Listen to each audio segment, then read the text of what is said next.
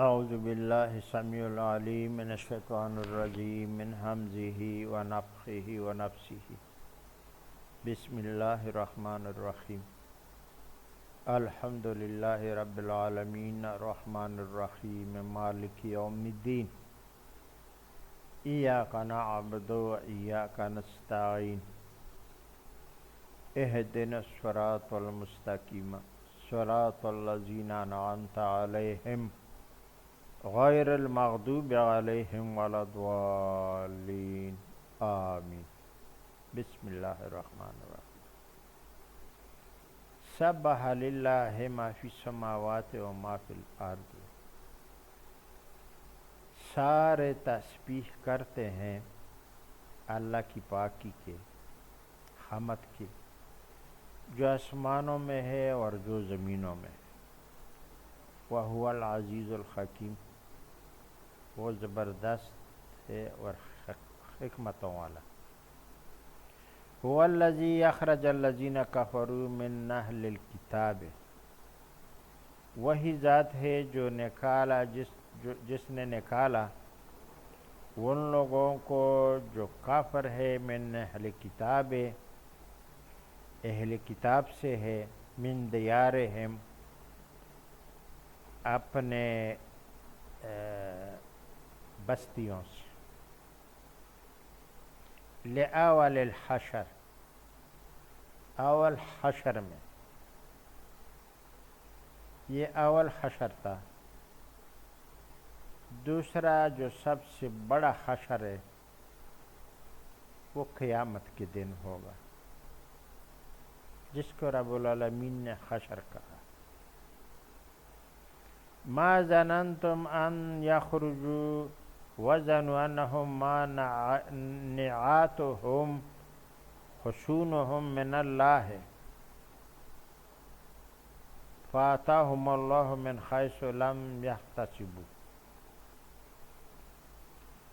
ما ظننتم، انہوں نے خیال بھی نہیں کیا تھا، ان یخرجوا، کہ ہم یہاں سے نکلیں گے، وظنوا، اور یہ خیال تھا ان کا، انہ مانعاتہم، کہ جس حصار میں ہم ہے، ہمارے پاس ہتھیار ہے، مسلح، جنگجو ہے اور مضبوط ڈیفینس رکھتے ہیں اس وقت، حصونہم، ہم کو نہیں نکال سکتا ہے ہمارے قلعوں سے،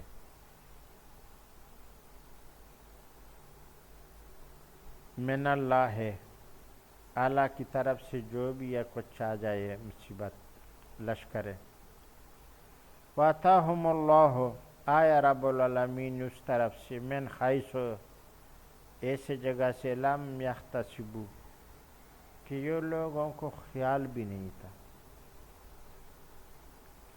مطلب ہے رب العالمین تو خود نہیں آیا، رب العالمین نے اپنے رسول صلی اللہ علیہ وسلم کو اور اسلامی لشکروں کو ان پر مسلط کیا اور ان کو حکم دیا کہ ان کو یہاں سے نکال دو۔ یہ وہ تھا زن جو یہ کہہ رہے تھے کہ ہمیں کوئی نکال نہیں سکتا ہے۔ فَأَتَاهُمُ اللَّهُ، تو اللہ تعالیٰ آیا، مطلب ہے ان کے لشکر آئے اور ان کا رسول آیا، من حیث، اس طرف سے، ایسے طرف سے، لم یحتسبوا، جو ان کو گمان بھی نہیں تھا۔ وَقَذَفَ فِي قُلُوبِهِمُ الرُّعْبَ، اور بر دیا رب العالمین نے ان کے دلوں میں رعب، خوف بر دیا۔ یخربون بیوتہم بأیدیہم وأیدی المؤمنین، یہ اپنے وہ قلعے اور بہترین گڑھ جو انہوں نے بنائے تھے خود ہی خراب کرنے لگے، اس کے تفسیر بعد میں آئی، اور مومنوں کے ہاتھوں سے بھی وہ خراب ہوئے۔ فاختبروا یا اول الابصار، اس سے عبرت لے لو اے آنکھوں والے، ان کا اس اخراج میں اور اس طرح اچانک نکلنے میں عبرت پکڑو اے آنکھوں والے۔ وَلَوْلَا أَن كَتَبَ اللَّهُ عَلَيْهِمْ جَلَاءَ، اگر اللہ تعالیٰ نے پہلے سے ان لوگوں کی قسمت میں جلاوط نہیں لکھ دیا ہوتا، لَعَذَبَهُمْ فِي الدُّنْيَا، تو ان کو رب العالمین اس دنیا میں ہی عذاب دے دیتے۔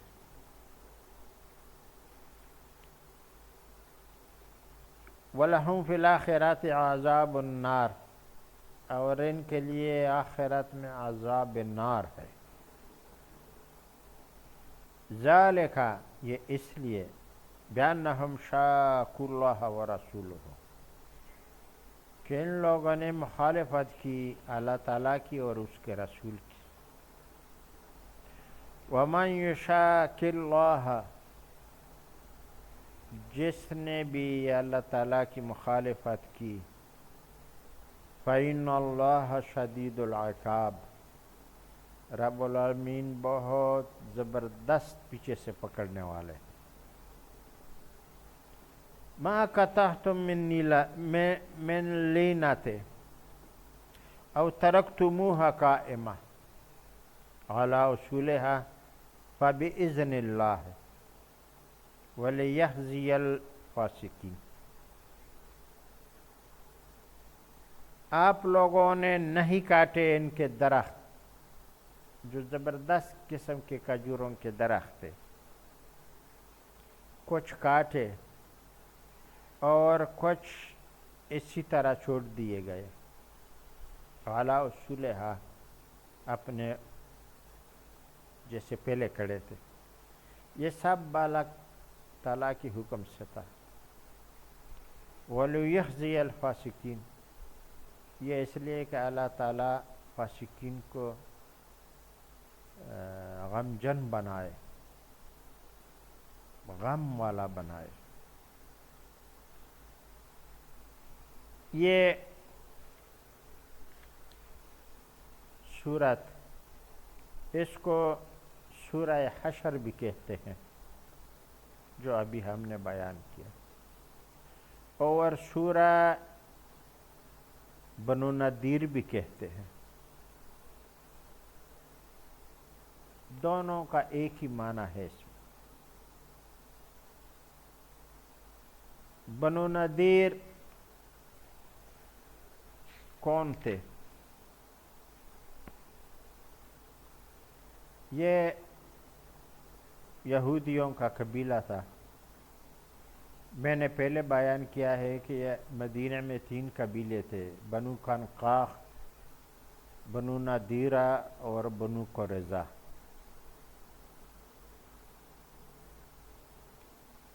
ان کا جب نبی علیہ السلام مدینے میں آیا، ان کو بلایا، سمجھایا۔ اس میں بڑے عالم بھی تھے اور مدرسے بھی تھے مدینہ میں، جس میں تورات شریف اور جو انہوں نے اپنے طرف سے خرافات بنائے تھے، یہ لوگوں کو پڑھاتے رہے اور لوگوں کو یہودیت کی طرف راغب کرتے رہے۔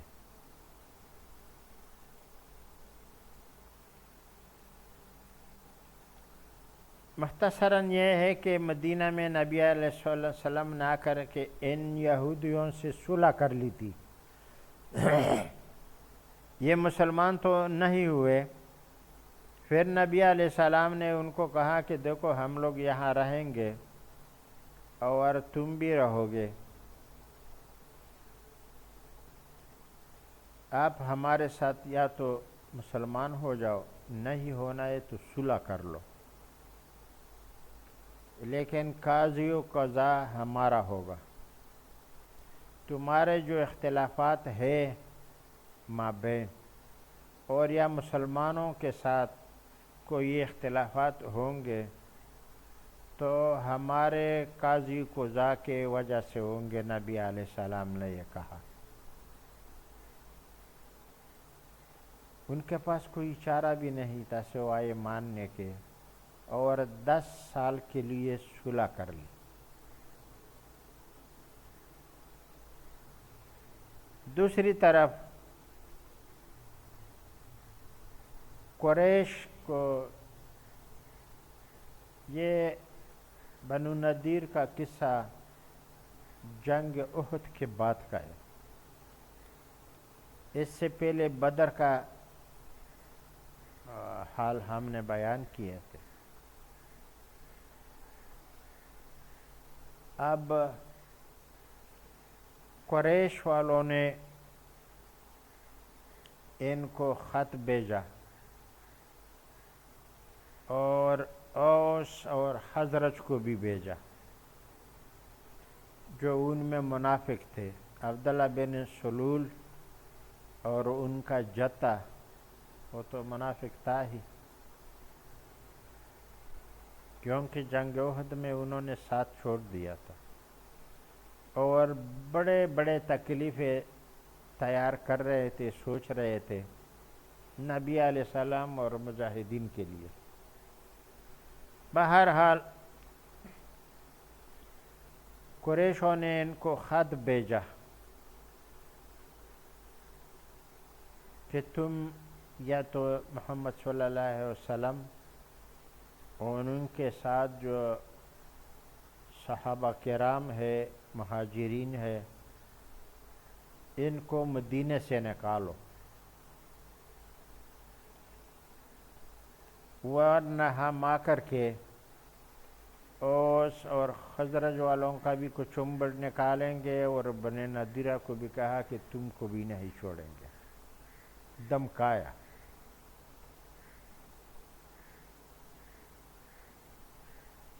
یہ لوگ بڑے سوچ میں پڑ گئے اور عبداللہ بن ابی بن سلول کا جتا اور یہ آپس میں بھائی چارہ بھی تھا، اور سوچنے لگے کہ کیوں ہم نہ مل کر کے اس کو خلاف کریں گے۔ عبداللہ بن ابی بن سلول سردار منافقین، راس المنافقین، وہ تو خود لڑنے کے لیے تیار سامنے نہیں آئے، مگر خفیہ ساز باز ان لوگوں کے ساتھ کر دی کہ دیکھو آپ لوگ ایک بڑا افرادی قوت رکھتے ہو۔ بنو نذیر کو بولا، قریش نے دھمکی بھی دیا ہے، اب لوگ ان کے خلاف اٹھ کھڑے ہو جاؤ۔ نبی علیہ السلام اور انصار اور مہاجرین جو بھائی چارہ کر کے لشکر اسلام کے دستے بنائے گئے تھے، ان کے ساتھ لڑنے کے لیے۔ اور عبداللہ بن ابی بن سلول نے کہا کہ اگر بالفرض آپ پر یہ لوگ باری بھی ہو گئے تو ہم اب آگے قرآن کریم میں آئے گا، ہم آپ کی مدد کریں گے، آپ کے ساتھ لڑنے کے لیے آئیں گے، اور اگر تم کو دیس نکالا گیا تو ہم نکلیں گے بھی۔ پکا وعدہ کر کے ان کو بھڑکایا۔ یہ لوگ خفیہ طریقے پر تدبیریں بناتے رہے، کچھ وہ خط کر کام کر گیا تھا جو ان کو قریش نے بھیجا تھا. کچھ عبداللہ بن ابی بن سلول نے گڑبڑ کی، ان کے ساتھ دینے کو کہا، اخراج کے لیے کہا. تو یہ ادھر اتنے میں ایک بات ہو گئی.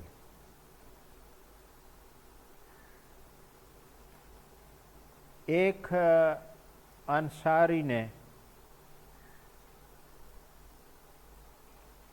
ایک دوسرے یہودی کے ساتھ، نہیں دوسرا قبیلے سے تھا کوئی،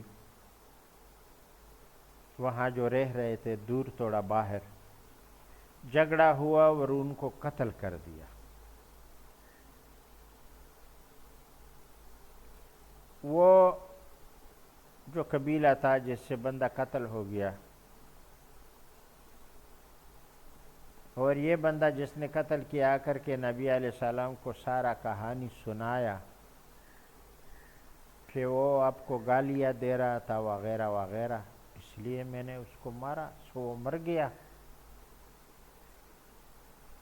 مگر پھر بھی نبی علیہ السلام نے کہا کہ دیکھو یہ تو ان کا خلیفہ ہے جس کے ساتھ ہمارا معاہدہ ہے، اور آپ نے یہ برا کام کیا، اب ہم اور وہ مل کر کے ان کو دیت دیں گے، بنو نذیر مل کر.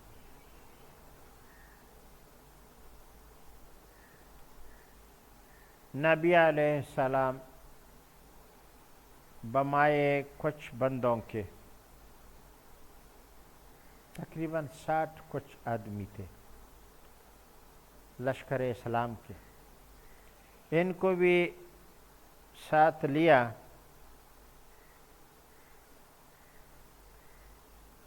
اور ان کے پاس گیا. انہوں نے کہا، نبی علیہ السلام نے کہا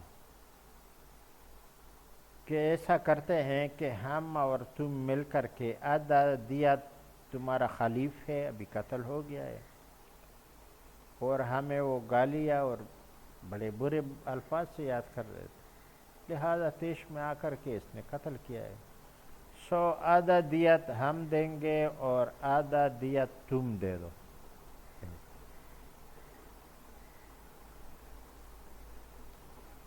یہاں پر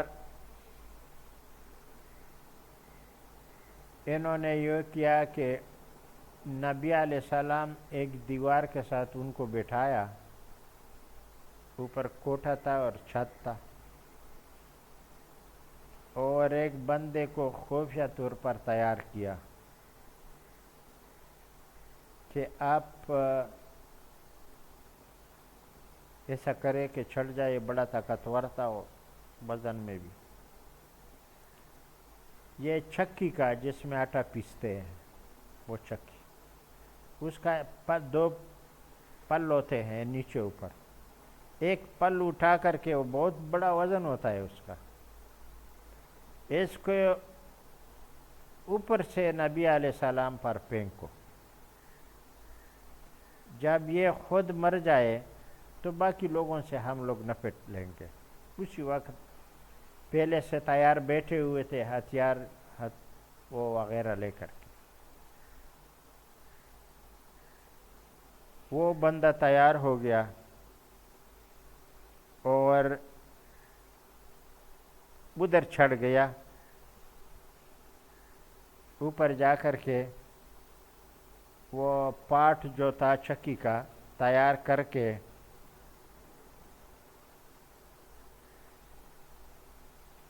اس پر ڈالنے کے لیے. بنو نذیر میں انہوں نے ایک بندہ تیار کیا، عمرو بن جحاش بن قاب، اس کام پر مقرر کیا اور کہا کہ آپ یہ پاٹ ان کے اوپر گرا دو. اس نے بھی بیڑا اٹھایا کہ بالکل صحیح ہے. جب وہ تیار کرنے لگا اس کے اوپر پھینکنے کے لیے، نبی علیہ السلام کو کچھ بھی پتہ نہیں تھا، باقی لشکر والے بھی آرام سے بیٹھے ہوئے تھے. اس وقت جبرائیل علیہ السلام آئے اور نبی اللہ کو کہا کہ اللہ کا حکم ہے کہ آپ یہاں سے فوراً روانہ ہو جائے، ہٹ جائے، اور ساتھ میں یہ بھی سنایا کہ انہوں نے مشورہ کر کے آپ کے اوپر یہ چکی کا ایک پارٹ گرانا چاہتے تھے، سو آپ یہاں سے ہٹ جائیے اور واپس چلا جائیے مدینہ، اور تیار ہو کر کے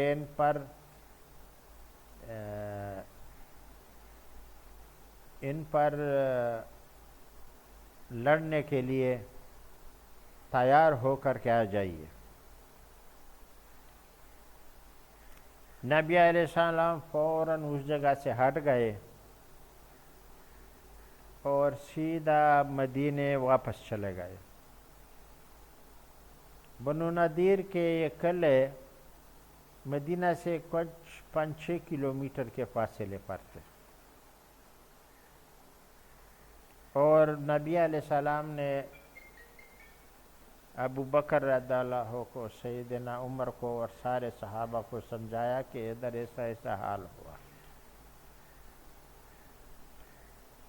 مدینہ میں جا کر کے نبی علیہ السلام نے 1-2 دن میں مکمل تیاری کر لی فوج کشی کے لیے، اور یہ آ گئے۔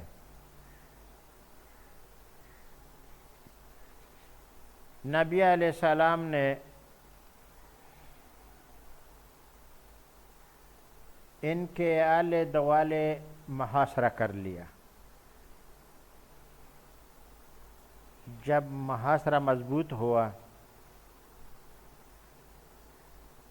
تو ان کے درخت تھے جس کو یہ لینا کہتے تھے، جو آگے قرآن کریم میں گزرا، بہت مشہور درخت کھجور کے۔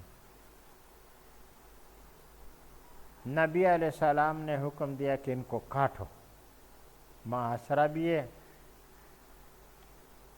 اور وہ مجاہدین آگے بڑھ کے ان کو کاٹنے لگے۔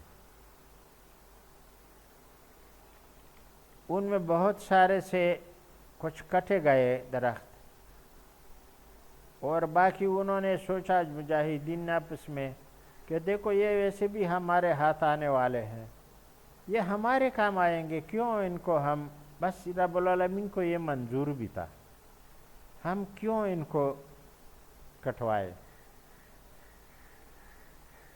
لہذا جیسے کہ پہلے میں گزرا ہے، جیسے رب العالمین نے کہا ہے ما قطعتم من لینۃ، آپ لوگوں نے جو کاٹے تھے درخت لینا کے، او ترکتموہا، جو اور بعد میں چھوڑ بھی گئے، قائما علی اصولہا، سیدھا کڑا رہنے دیا، کچھ ضرر نہیں پہنچائی، فباذن اللہ، ہے یہ میرے حکم سے تھا۔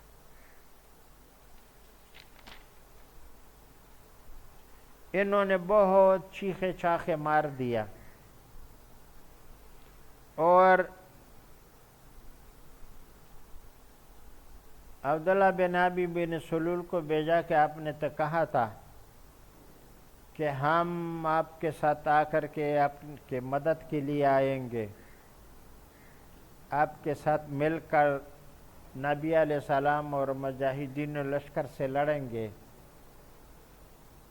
لہذا آپ تو نہیں آئے، یہ نہیں گیا، نہ ان کے اخراج میں گیا، دھوکے سے وعدے کیے ہوئے تھے، اور ان کا محاصرہ لمبا ہوتا گیا۔ جب درخت بھی کاٹنے لگے، کوئی آسرا بھی نہیں رہا، قریشوں نے بھی تندی نہیں دکھائی، تو مجبوراً ان کو وارننگ دیا گیا کہ 2 دن میں فیصلہ کرنا ورنہ قتال شروع ہوں گا۔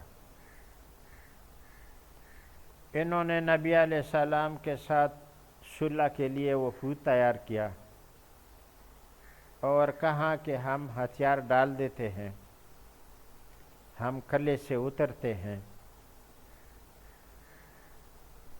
ہماری جان بخشی کی جائے،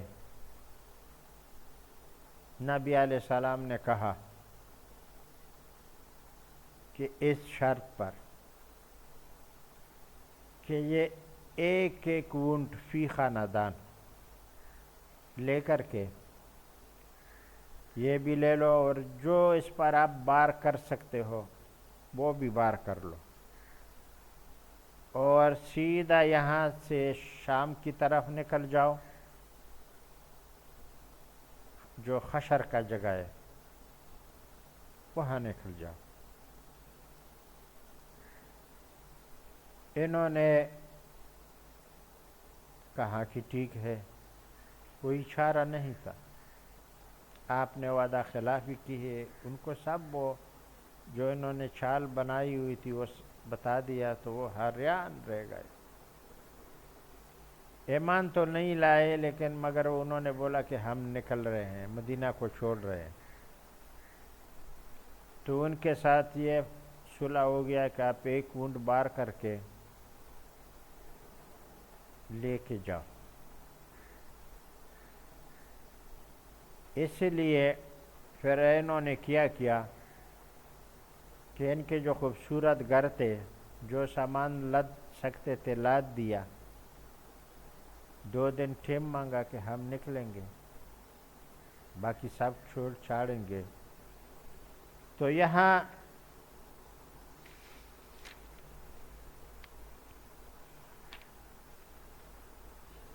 اب یہاں پر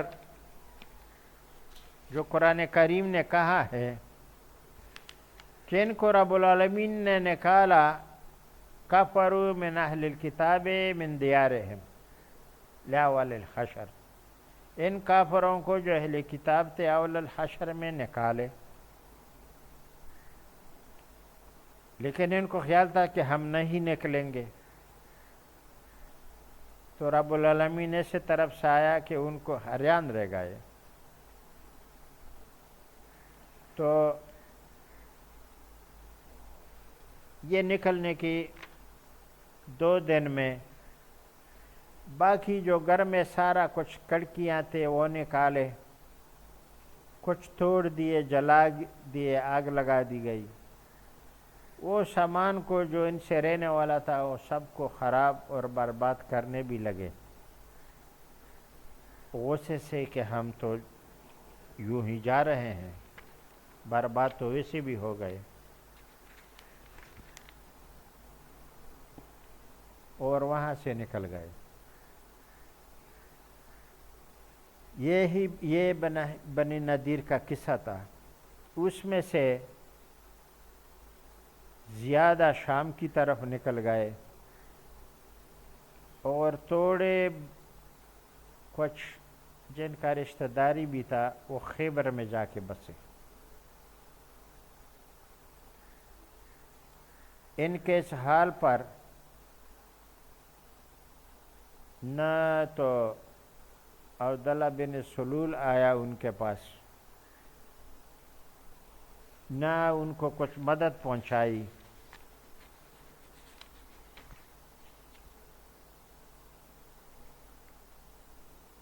اور بہت چھٹے پٹے ہو گئے۔ یہ نکل گئے، یہ جگہ اس کا زمینیں جو تھے اس کو زمین فدق بولتے، جس پر آگے جا کر کے بہت بڑا فتنہ کھڑا ہو گیا ہے۔ یہ تھی بنو نذیرہ کی کہانی۔ لہذا نہ تو عبداللہ بن ابی بن سلول ان کے ساتھ نکلے، اور نہ ہی وہ مدد کے لیے آئے۔ ان کو ان کی طرف سے کوئی امداد نہیں ملی، جیسے رب العالمین نے قرآن کریم میں کہا ہے، الم تر الی الذین نافقوا یقولون لاخوانہم الذین کفروا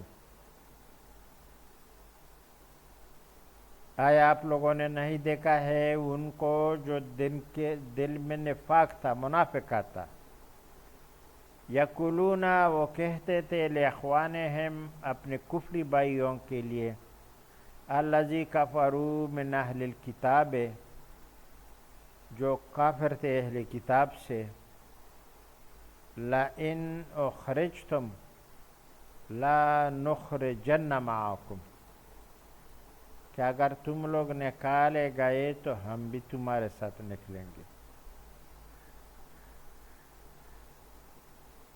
ولا نطیع فیکم احدا ابدا اور اس قصے میں ہم کسی کی اطاعت بھی نہیں سنیں گے نہ کریں گے،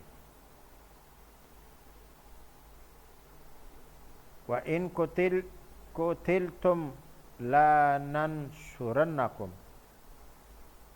اور اگر آپ کے ساتھ جنگ شروع ہو گئی لشکر اسلام کی تو ہم ضرور تمہارا مدد کریں گے۔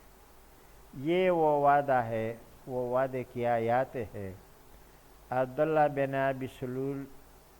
ابی بن سلول منافق کی اور اوس اور خزرج کے کچھ منافقین نے جو ان کے ساتھ وعدہ کیا تھا کہ اگر آپ نکالے گئے تو ہم تمہارے ساتھ نکلیں گے اور کسی کا بات نہیں مانیں گے۔ تو ہم کسی کا بات نہیں مانیں گے اس بارے میں جو ہم نے فیصلہ کیا، اور اگر تمہارے ساتھ جنگ شروع ہو گئی تو ہم تمہارا مدد کریں گے۔ واللہ یشہد انہم لکاذبون اور اللہ تعالیٰ اس کی شہادت دے رہا ہے کہ یہ جھوٹے ہیں۔ لئن اخرجوا لا یخرجون معہم اگر یہ نکالے گئے وہ قطعاً اس کے ساتھ نہیں نکلیں گے۔ وَإِن قُتِلُوا لَا يَنْصُرُنَّهُمْ اور اگر قتال شروع ہو جائے تو یہ ان کی مدد نہیں کریں گے۔ وَلَئِن نَصَرُوهُمْ اور اگر تھوڑا بہت امداد کریں گے بھی، لَا يُوَلُّونَ الْأَدْبَارَ ضرور پیر کر کے بھاگیں گے پھر۔ ثُمَّ لَا يَنْصُرُونَ پھر ان کی مدد نہیں کریں گے، تمہارے مدد کوئی نہیں کریں گے۔ لا انتم اشد رہبۃ فی صدورہم من اللہ آپ کی لشکر اسلام کی بہت زیادہ ڈر ہے ان کے دلوں میں اللہ تعالیٰ کے ڈر کے علاوہ، مطلب ہے رب العالمین سے اتنے نہیں ڈرتے ہیں جتنا کہ جو ڈر عبداللہ بن ابی بن سلول رئیس المنافقین اور ان کے جو جتا تھا ان کے دلوں میں ہے، اللہ سے اتنا نہیں ڈرتے جتنا کہ لشکر اسلام سے ڈرتے ہیں۔ ذالک بانہم قوم لا یفقہون یہ اس لیے کہ یہ ایسا قوم ہے کہ یہ سمجھتی نہیں ہے۔ لا یقاتلونکم جمیعا یہ تمہارے ساتھ بالکل نہیں لڑ سکتے تھے سب، الا قرى محصنات مگر گاؤں میں، قلعوں میں، او من وراء جدور یا دیواروں کے پیچھے، ان کو کوئی آسرا مل جائے اور یہ سوچیں گے کہ ہم باغ بھی پھر جائیں گے تو یہ بعد میں تھوڑا بہت لڑیں گے۔ بأسہم بینہم شدید ان کے آپس میں غصہ بہت ہے، آپس میں بھی ایک دوسرے پر غصہ ہے۔ تحسبہم جمیعا آپ ان کو ایک خیال کرتے ہیں کہ ایک ہے سب، وقلوبہم شتیٰ اور ان کے دل الگ الگ ہیں۔ ذالک بانہم قوم لا یعقلون یہ اس لیے کہ یہ وہ قوم ہے جو عقل نہیں رکھتے۔ ان کی جو وعدہ تھا مدد کرنے کا اور اخراج کرنے کے لیے ان کے ساتھ، یہ دھوکے کا تھا، یہ بالکل نہیں آئے اور بیار اور مددگار ان کو چھوڑا۔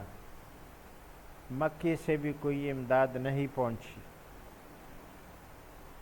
اور ان کا معاشرہ جب اٹھایا گیا، جب ان سب کو مدینے سے نکالا گیا، ایک ایک اونٹ سامان بھر کے جا کے، اور یہ جگہ ان سے خالی کرا لیا گیا۔ بعد میں جو اس کے بارے میں قرآن کریم کہتا ہے،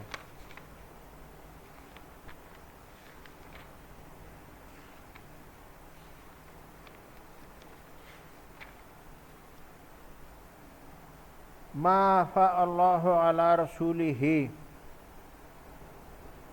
جو ان کے زمینیں اور ان کے باغات دے دیا اللہ تعالیٰ نے اپنے رسول کو، منہم انہوں سے، وما اوجفتم علیہ من خیل ولا رکاب، نہ تو آپ لوگوں نے ان پر گھوڑے دوڑائے اور نہ اونٹ دوڑائے، ولیکن اللہ لیسلط رسولہ علی من یشاء، لیکن اللہ تعالیٰ جسے چاہتا ہے مسلط کرتا ہے اپنے رسول صلی اللہ علیہ وسلم کو جس پر چاہے۔ واللہ علی کل شیء قدیر، و اللہ تعالیٰ ہر شے پر قدرت رکھتے ہیں۔ ما افاء اللہ علی رسولہ من اہل القرى، جو بھی دیا اللہ تعالیٰ نے اپنے رسول کو اس قصبے سے، یہ جو بنی نذیر کا تھا، جو وہ نکل گئے، باغ آبادیہ کھیت وغیرہ،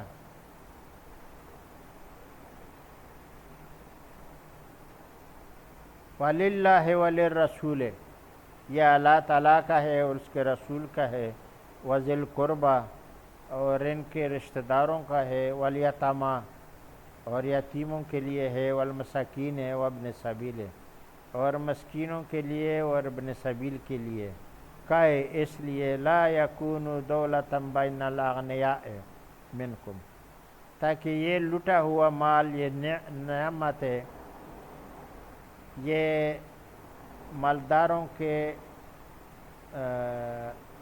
در تک نہیں پہنچ جائے، ان کو نہیں ملے، جو مالدار تھے ان کو نہیں ملے، اور یہ غریبوں میں اور نبی علیہ السلام کے اپنے کام کے لیے اور ان کے قرابہ داروں کے لیے۔ ما آتاکم الرسول فخذوہ، جو تم کو دے رسول تو اس کو پکڑو، وما نہاکم عنہ فانتہوا، اور جس سے وہ منع کرے تم کو تو منع ہو جاؤ، واتقوا اللہ، اور اللہ سے ڈرتے رہو، ان اللہ شدید العقاب، بے شک رب العالمین بہت سخت پکڑنے والے ہیں۔ یہ جو ان سے زمین رہ گیا، فدقہ، قلعے وغیرہ، باغ، یہ سب نبی علیہ السلام کو اور ان کے رشتہ داروں میں بانٹ دیا گیا، کچھ غریبوں کو بھی دیا گیا ان میں سے۔ کیوں؟ یہ کیوں رب العالمین نے ایسا تقسیم کر دیا کہ ان پر جنگ ہی نہیں ہوئی،